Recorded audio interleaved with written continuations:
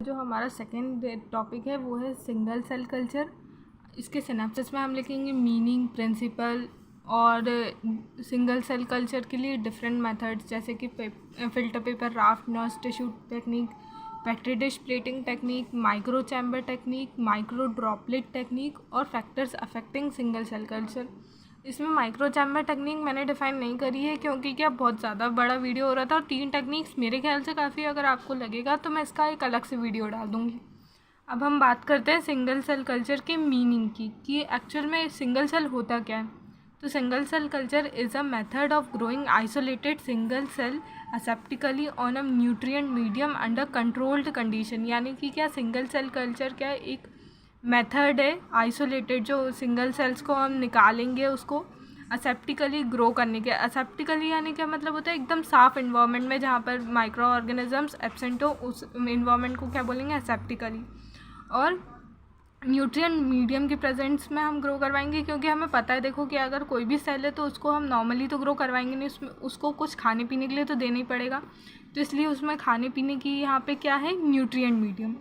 अब हम बात करते हैं इसकी प्रिंसिपल की। तो बेसिक प्रिंसिपल क्या है सिंगल सेल कल्चर की कि उसका आइसोलेशन होगा large number of intact living cells से, और हम उसे कल्चर करेंगे एक सूटेबल न्यूट्रिएंट मीडियम में। न्यूट्रिएंट मीडियम में ना उसको खाना देंगे अच्छे से, ठीक है। और सिंगल सेल्स हम, अब बात हो गई सिंगल सेल की कि हम उसे ऐसा ग्रो करवाएंगे, यहाँ पर ग्रो करवाएंगे, लेकिन उसे निकालेंगे कैसे। तो हम उसे निकाल सकते हैं, आइसोलेट कर सकते हैं, निकाल नहीं सकते, मतलब आइसोलेशन यानी निकालना ही हुआ ना।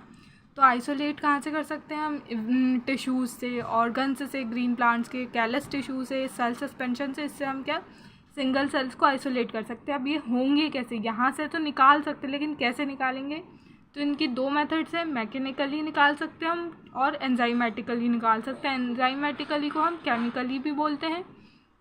ये 2 मेथड्स के थ्रू हम इनको निकाल सकते हैं। हम सिंगल सेल कल्चर को ग्रो कराने की मेथड्स को देखते हैं। सबसे पहले है पेपर राफ्ट नर्स टेक्निक।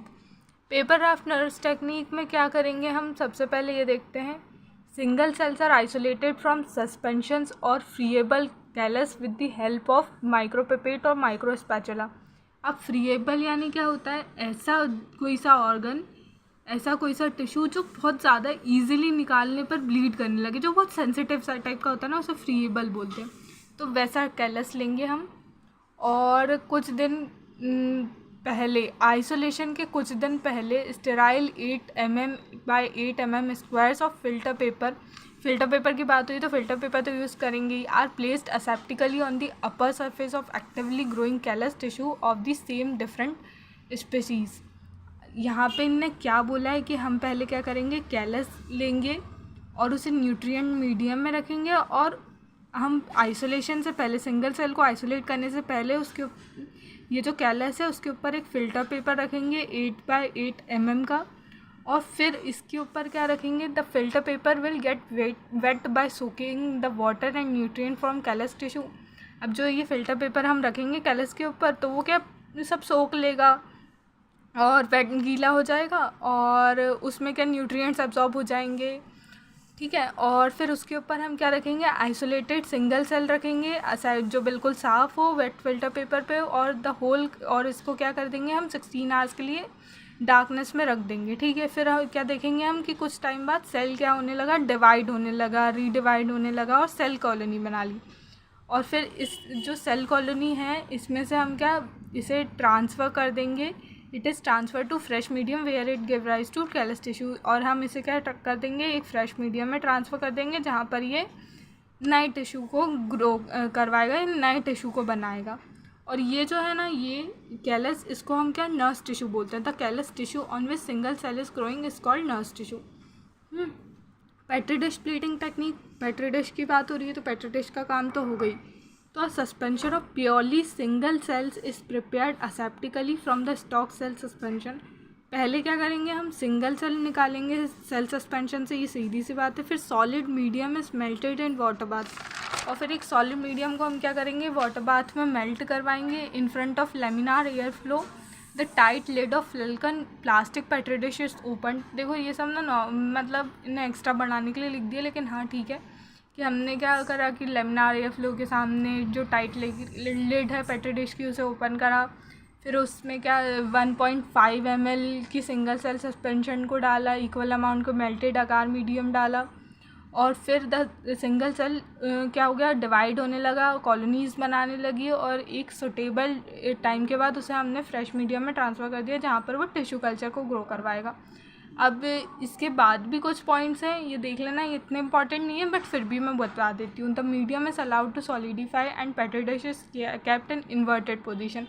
तो हम क्या करेंगे, कुछ दिन उसे रख देंगे ताकि वो सॉलिडिफाई हो जाए जो मीडियम है, और फिर क्या है, उसे 16 आवर्स के लिए रखेंगे, ओके। और फिर पेट्री डिश को हम ऑब्जर्व करते रहेंगे कि बाकायदा ग्रोथ हो रही है कि नहीं हो रही है, अच्छे से सब हो रहा है कि नहीं, उसको न्यूट्रिशन मिल रहा है कि नहीं। और कुछ दिन के बाद क्या देखेंगे, जब सेल्स डिवाइड होने लगेंगे उसमें, तो count under the surface of petri dish to facilitate counting of number, हम एक ग्रिड टाइप का बना देंगे ताकि हमें इजीली समझ आ जाए कि कितनी ग्रोथ हुई है, ठीक है। अब dividing cells form pin head to facilitate counting the number of dividing cells, और लिविंग सेल्स क्या एक पिन हेड बनाएंगे जिससे क्या हमें इजी हो कि कितने नंबर ऑफ सेल्स डिवाइड हुए हैं उसे पता करने में, और पिन हेड शेप को ही हम ग्रो करवाएंगे। अब ये तो हो गई किताबी बात है। अब हम अपने टेक्निक से समझते हैं। सेल सस्पेंशन लिया हमने, क्या करा, सेल सस्पेंशन लिया, इसका 1.5 ml वाटर बाथ में डाला, एक दूसरा वाटर बाथ लिया, उसमें अगार मीडियम को मेल्ट करवाया, और उसका 1.5 ml भी इसमें डाला, ये वाले वाटर बाथ में।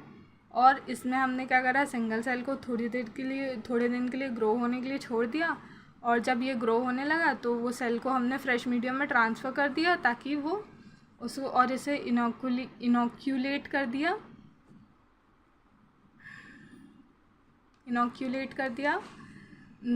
कुछ टाइम के लिए, और हमने देखा कि ये सेल ग्रो करने लगा है, ठीक है।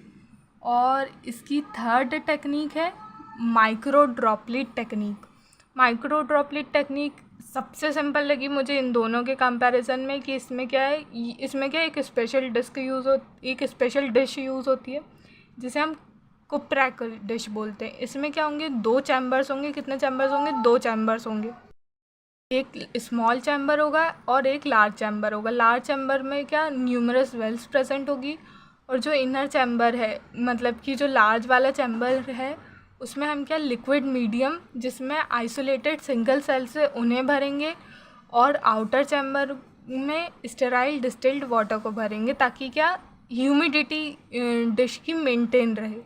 और फिर हम डिश को कवर कर देंगे और पैराफिन से सील कर देंगे, और इसे कितने 16 आवर्स के लिए रख देंगे डार्कनेस में। कुछ टाइम के बाद हम देखेंगे कि सेल ग्रो करने लगा है, और उसे हम ट्रांसफ़र कर देंगे फ्रेश मीडियम में। अब फैक्टर्स अफेक्टिंग सिंगल सेल। अब देखो फैक्टर्स क्या, जो फैक्टर्स उनको सिंगल सेल की ग्रोथ को अफेक्ट करते हैं वो कौन कौन से, एज ऑफ सस्पेंशन और mother cells. Age of suspension क्या, it mostly affects the culture of single cell as a result old suspension don't work properly as new do. मतलब कि देखो हर बार ओल्ड इज गोल्ड नहीं होता। इसमें क्या हो रहा है कि जो ओल्ड सस्पेंशन है वो हमेशा अच्छा ग्रो नहीं कर पाता जैसे कि नया सस्पेंशन हो वैसा।